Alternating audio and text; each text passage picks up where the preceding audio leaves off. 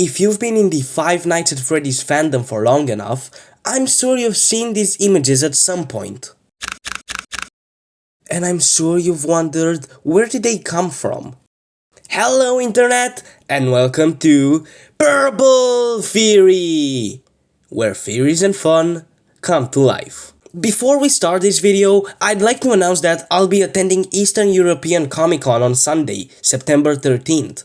I'll be wearing a Golden Freddy suit, so if you happen to see me there, don't hesitate to come say hi, as I'm also going to be giving out free stickers. That's right guys, free stickers! For more details about it, go check out my Instagram, cyprian.purple.theorist, link in the description. I'll post there the time I'll be arriving, so stay tuned.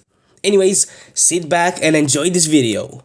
Our first image is a render of the Five Nights at Freddy's 3 newspaper you get when completing the nightmare mode you unlock after beating night 5.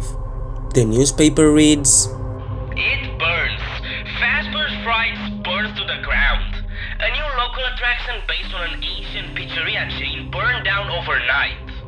Authorities have not ruled out foul play, but at the moment it seems to have been caused by faulty wiring. Very little was found at the scene. The few items that were salvaged will be sold at a public auction." On the other sections of the newspaper, we can see little fun facts from Scott. "Looking back on many of my old games, I found that there is almost always a broken down robot in them. I'm not sure why this seems to be such a recurring theme in my games, but it's obvious that it's something haunting me. Before I began work on FNAF, I had to choose what game to make out of 3 potential games, knowing it might be my last try before having to start a new career.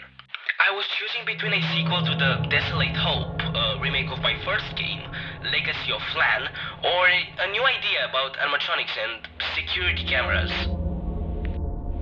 Fun fact, the names Freddy, Bonnie, Chica, and Foxy were all just nicknames while I worked on the characters. I was planning on giving them the official names later, but had grown very fond of them by the time the first game was done. In real life, I came to have waking nightmares, meaning that I walk in my sleep. One night, I dreamed that Bonnie was in the hall outside my door. As I jumped out of bed and rushed to hold the door shut, I discovered that the door was locked and it filled me with dread. In FNAF 1, when the doors don't work, it means something is already in your office. So, when I felt that the door was locked, I felt like Bonnie was in my bedroom and was about to get me. Thankfully, I woke up. I actually modeled the Foxy character in my laptop while riding in a 14-hour drive to visit my in-laws over the summer of 2014. It's very difficult to model a 3D character on a bumpy car ride. Maybe that is why Foxy looks torn up. While we were there visiting, my kids got to experience Foxy's jumpscare for the first time. If you brighten up the image, you can see Springtrap in the background. The second image is a teaser Scott himself posted in November 2015 on his website. The teaser shows a childish version of Mangle, also known as Adventure Mangle, hanging by their own toy. We can also see a text reading, "Look what you've all done." This is a foreshadowing of Scott's declining mental health at the time, since he was receiving lots of hate for his new game, FNAF World. As Scott put it, "There's only so much that you can let your mind focus on murders and tragedy and stuff like that. You kinda start cracking, even if it's just a story you're making up. There's only so much human suffering that the human mind can sit around and think about.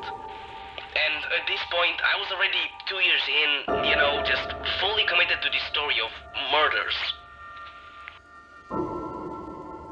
FNAF World was a passing game made by Scott, just a lighthearted game for fans to enjoy, and his own little break from all the suffering happening inside his main games. It really makes you wonder, what FNAF could have been if Scott had not taken this little break? Perhaps we would have seen a more unhinged approach on the story and its themes. Our third image shows us the jumpscare of Nightmare from the Five Nights at Freddy's 4 Halloween edition. If you brighten it up, you get this. Lots of people have theorized in the past that Nightmare was supposed to be a representation of death. Although nothing has ever been confirmed, fans continue to speculate this. Our fourth and final image looks rather normal for FNAF at first glance. A shot of the main stage from the first Five Nights at Freddy's with all the animatronics staring right into the camera. This image does not exist in the game.